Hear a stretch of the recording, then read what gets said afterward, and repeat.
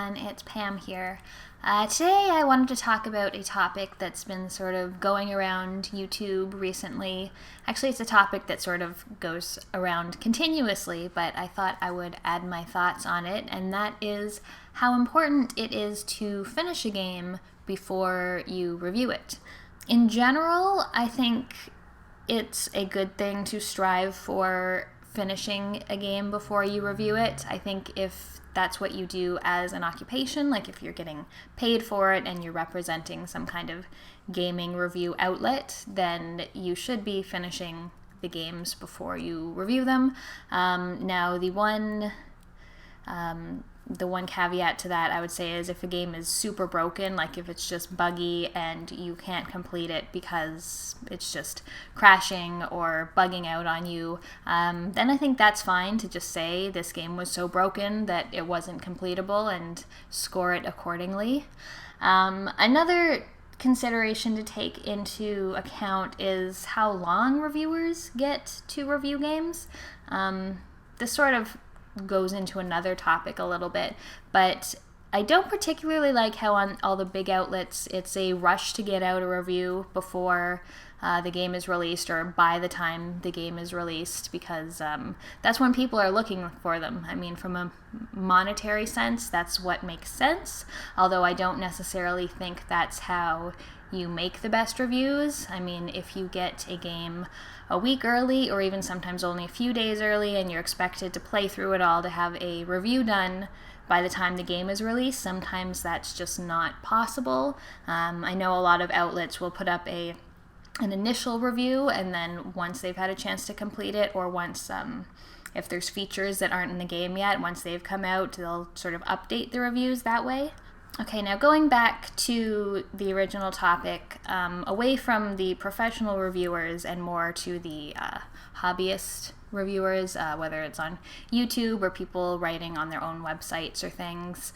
Again, I think generally, yeah, you should complete a game before you review it. However, I think there's a lot more exceptions for when it's okay not to. It depends a lot on the genre of a game, I think.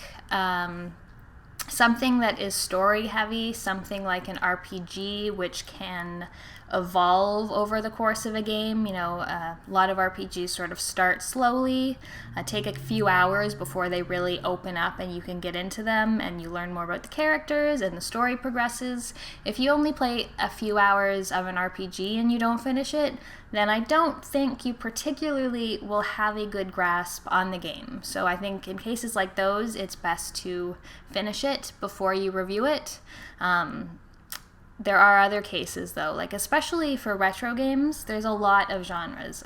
Shoot 'em ups, beat 'em ups, run and guns, things like that are fairly basic, even some platformers. The gameplay doesn't evolve too much. You might get a new weapon or the game gets a little bit harder, but there's not really a difference between level 4 and level 8 besides some difficulty. So I feel like a lot of games, you can get a good grasp on them without playing them all the way through. One game that I have reviewed that I didn't finish was Kid Chameleon, and I didn't finish just because I didn't like it. I played, a number of levels. I played it for a few hours. I felt like I had a good grasp on the game. I didn't feel like if I played it for a few more hours that all of a sudden everything would come together and I would start loving it. It didn't seem like that was really something that was going to happen. Likewise, Streets of Rage 2, while I did finish that game, I don't feel like my opinion changed from the midway point to the end point. And of course that's contrary to different genres, and especially in newer games which seem to be more story focused. Like for example, The Last of Us, which is a game I didn't review on video, but I did do a written review on my blog a while back. At the 4-hour mark of The Last of Us, I would have reviewed it poorly because I didn't really like it. The mechanics weren't clicking with me. None of the characters were really resonating. And then the game got to this certain point where all of the characters started clicking. I had access to more weapons. I found the combat more satisfying. And then I really liked the game. So had I reviewed The Last of Us at that sort of midway point, it would have been a very different review than playing it to the end. But the other thing I wanted to talk about is if someone doesn't review a game or doesn't play a game in its entirety before reviewing it, what is the downside? Like, what is the drawback or the harm that that's going to do? For newer games, I guess you could say if someone gives something a negative review without playing it all the way through, then they could possibly be impacting sales. That's going to depend on how big of a content creator they are, how big of a reach they have. Personally, I think that reviews are just opinions, and anyone who bases whether or not they purchase a game on just one review is probably doing themselves a disservice, and you need to be a savvy consumer rather than just relying on one review. And likewise, I feel like as long as you say, I only played this game for this long, I didn't see the end, I don't see any problem with giving your thoughts on a game that you haven't finished. I don't feel like there's any reason you need to force yourself to finish a game, or feel like if you haven't forced yourself to finish a game, then you aren't entitled to say anything about it. Like, that doesn't really seem fair. I think anyone can give their opinions on games at any time.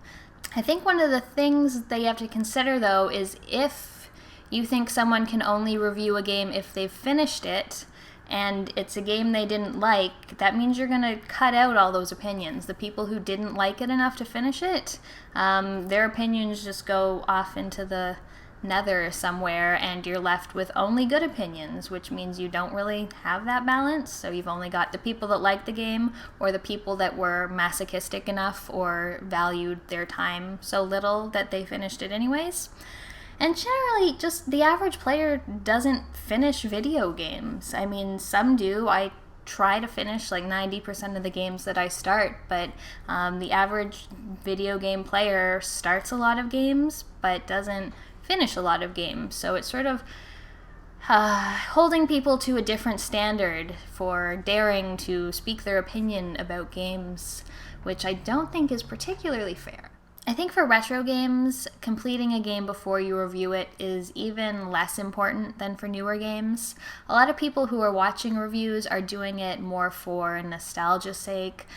Even the people who are doing it to see what they will buy, especially for retro collectors who are going to be buying physical copies, that money doesn't go to the people who made the game. So yeah, I think if you can, finish a game before you review it, but it's not necessary in a lot of cases.